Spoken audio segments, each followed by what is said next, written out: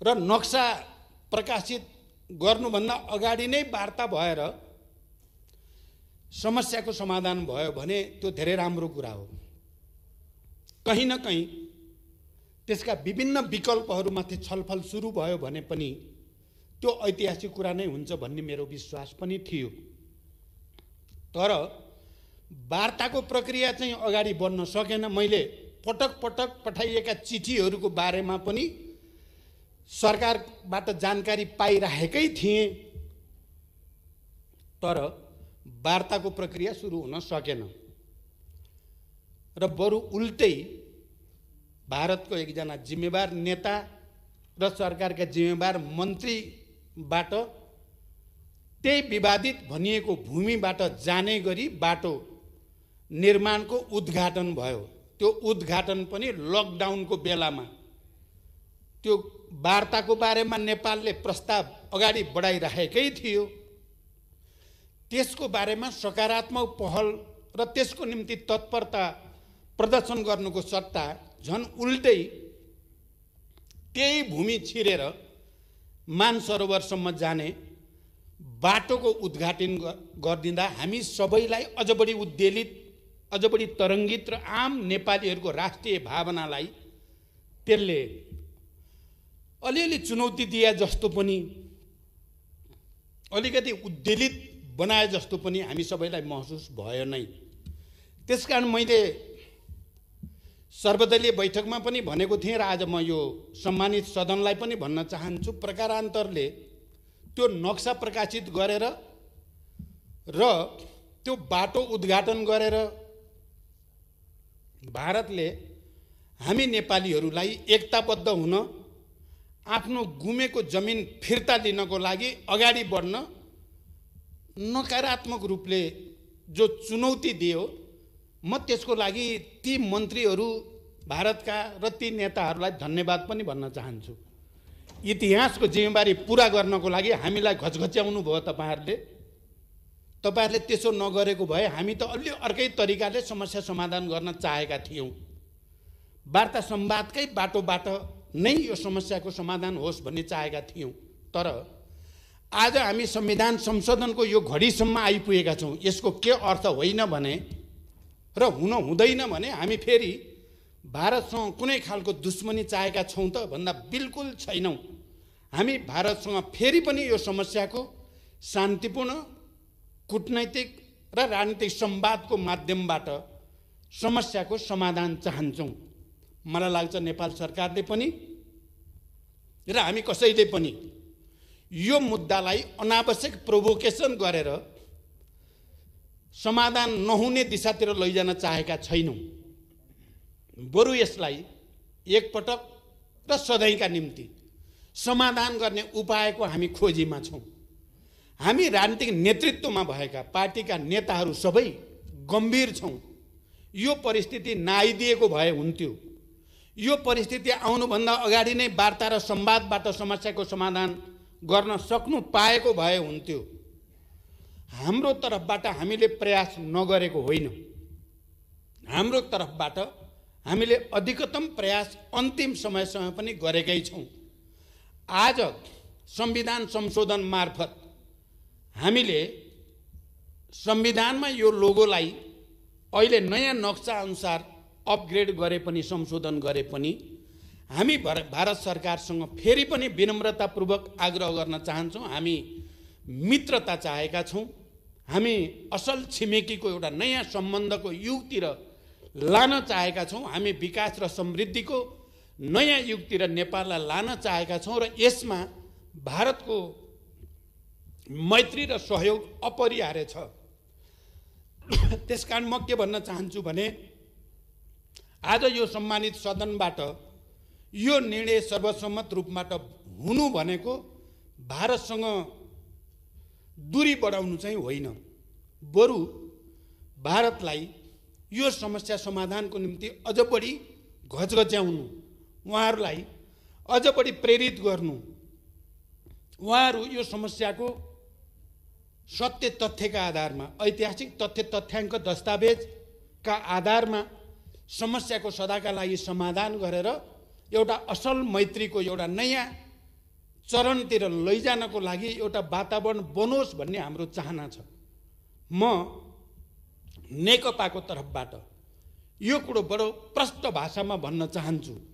हामी हाम्रा छिमेकीहरूसँग, भारतसँग, चीनसँग एउटा सुमधुर मैत्री सम्बन्ध, सन्तुलित र हाम्रो स्वतन्त्र असंलग्न परराष्ट्र नीति अनुसारको एउटा नयाँ सम्बन्ध विकास गरेर हामी नेपाली जनताको समृद्धि र विकासको आकांक्षालाई सम्बोधन गर्न चाहेका छौँ। र हामीले यहाँ आज राष्ट्रिय सहमति हो। यद्यपि हामी विचारधारात्मक रूपमा, राजनैतिक रूपमा विभिन्न पार्टीका छौँ, विभिन्न राजनीतिक दलमा छौँ, विभिन्न दर्शनका अनुयायीहरू छौँ, तर नेपालको यो राष्ट्रिय मुद्दामा हामी सबै एक छौँ। सबै दलहरू एक छौँ। हामी सबै वर्ग, जाति, क्षेत्र, लिङ्ग, समुदायका नेपाली जनता हामी एक ठाउँमा छौँ। यो सन्देश हामीले भारतलाई चाहिँ कुनै किसिमले भारतलाई अप्ठ्यारो पार्नको लागि यो एकता प्रदर्शन भएको होइन। बरु भारतले हाम्रो समस्या ठिक ढङ्गले बुझिदियोस्, नेपाली जनताको भावनालाई, नेपाली जनताको चाहनालाई भारतले राम्रोसँग विचार गरिदियोस् भन्ने एउटा सन्देश प्रवाह गर्न चाहेका छौँ। र अन्ततः हामीलाई थाहा छ समस्याको समाधान संवाद र वार्ताबाटै हुने हो। हामी यसलाई योभन्दा पर चर्काएर कसैलाई पनि फाइदा छैन भन्ने कुरामा हामी सचेत छौँ। हामी त्यस्तो कुनै दुविधामा छैनौँ। हामी त्यस्तो कुनै बचकाना आवेगमा छैनौँ कि हामी निहित राजनीतिक स्वार्थको निम्ति यस्तो राष्ट्रिय संवेदनशील र ऐतिहासिक मुद्दामा खेलबाड गर्ने नेतृत्व हामी होइन। यदि हामी त्यस्तो हुन्थ्यो भने हामीले नेपालमा यो परिवर्तन सम्भव तुल्याउन सक्ने थिएनौँ। हामीले नेपालमा शान्तिको एउटा नयाँ उदाहरण विश्व सामु प्रस्तुत गर्न सक्ने थिएनौँ। हामीले यो परिवर्तनलाई यो स्तरमा ल्याउन सक्ने थिएनौँ। त्यसकारण अहिले फेरि एकचोटि हामीले विश्व सामु एउटा सन्देश दिएका छौँ। हामी नेपालीहरू नेपालको राष्ट्रिय मुद्दामा, ऐतिहासिक मुद्दामा एक ठाउँमा खडा हुन्छन्। हिजो पनि हामीले त्यो साबित गरेका हौँ, आज पनि हामीले त्यो साबित गरेका छौँ र मलाई विश्वास छ भोलि पनि हामी राष्ट्रिय मुद्दामा एकजुट भएर नै विश्वलाई एउटा सन्देश दिइराख्नेछौँ। म भारतको सरकार, त्यहाँका राजनीतिक नेताहरू, राजनीतिक दलहरू, त्यहाँका बुद्धिजीवी, त्यहाँका पत्रकारहरूलाई पनि नेपाली जनताको यो भावना र संवेदनशीलतालाई गम्भीरतापूर्वक लिइदिन म हार्दिक रूपले आग्रह गर्न चाहन्छु। हामी योभन्दा बढी यो विषय नतन्कियोस्, बरु यो बिन्दुबाट वार्ता संवादको एउटा नयाँ युगको सूत्रपात होस् र त्यसले हाम्रा बीचमा भएका समस्याहरूलाई स्थायी रूपले समाधान गर्ने एउटा वातावरण बनोस् भन्ने हाम्रो चाहनालाई म व्यक्त गर्न चाहन्छु। मलाई आज यति बोल्दै गर्दा विशेष गर्वको महसुस भएको छ, किनकि हामीले 12 बुँदे समझदारीदेखि शान्ति सम्झौतासम्म आउँदा जुन राजनीतिक संस्कार हामीले सूत्रपात गर्यौं त्यो र भूकम्पको बेलामा हामीले जे भन्यौं र गर्यौं, त्यो संविधान बनाउने बेलामा हामीले जे भन्यौं र गर्यौं त्यो सबै, र अहिले यो विषयमा हामीले जुन एकता प्रदर्शन गरे यो सबैले नेपाली कल्चर, नेपालको मनोविज्ञान, नेपाली भावना, नेपाली चेतनालाई अभिव्यक्त गरेको छ। मैले यो सदनमा आउँदै गर्दा बाटोमा मेरो स्टाफ साथीले भन्नुभयो, कोहीले भनेका छन् रे, लौ पार्टीहरूले त देश बचाउन सक्ने भएनन्, अब फेरि सामन्तहरू नै आउन पर्यो भनेर पनि प्लेकार्ड बोकेका छन् अरे भनेर सुनाउनु भयो मलाई। मैले त्यसो भएर आज सुरुमै भने, राजतन्त्रले गुमाएको जमिन गणतन्त्रले फिर्ता ल्याउँदैछ, खबरदार। नेपाली जनतालाई भ्रमित गर्ने कहीँ कतैबाट कुत्सित प्रयास नहोस्। आज 21औं शताब्दीमा ठुलो सङ्घर्ष र बलिदानबाट खारिएर आएको नेपाली जनता कसैको भ्रमको पछि लाग्ने छैनन्। बरु राष्ट्रिय एकताको साथ हामी यो मुद्दालाई पनि र अहिलेको कोरोना महामारी जो विश्वव्यापी रूपमा देखा परेको छ त्यसको पनि राष्ट्रिय सहमतिको साथै सामना गरेर हामीले देखाउने छौँ।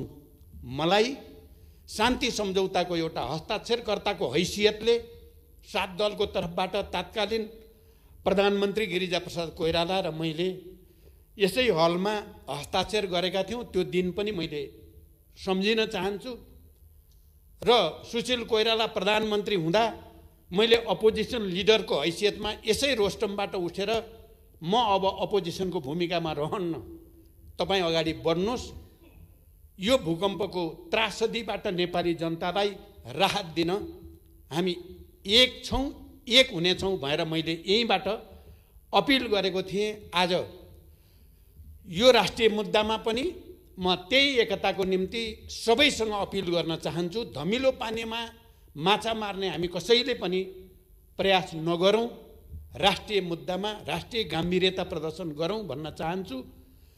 कोरोनाका विरुद्धको सङ्घर्षमा पनि मैले सुरुदेखि भनेको छु, यद्यपि कतिपय बेला मेरा भनाइहरूलाई ठिक ढङ्गले बुझिएन कि भन्ने मलाई महसुस हुने गर्दछ। सबै राजनीतिक दलहरू, नागरिक समाज, पत्रकार, बुद्धिजीवी सम्मिलित प्रधानमन्त्रीको नेतृत्वमा एउटा संरचना बनाएर गइयो भने र अनि सङ्घीय सरकार, प्रादेशिक सरकार र स्थानीय सरकारको राम्रो कोअर्डिनेसनमा गयौँ भने सायद यो समस्याको हामीले ठिक ढङ्गले सामना गर्न सकिन्छ भन्न खोजेको थिएँ मैले। तर मेरो भनाइलाई सायद ठिक ढङ्गले मैले बुझाउन सकिनँ। म फेरि पनि भन्छु, आज देशको अगाडि जे जति समस्या र चुनौतीहरू छन् तिनको समाधान राष्ट्रिय सहमति बाहेक अर्को हुन सक्दैन। त्यही राष्ट्रिय सहमतिको निम्ति फेरि एकचोटि सबैसँग अपिल गर्दै सभामुख महोदय म बिदा हुन चाहन्छु। धन्यवाद।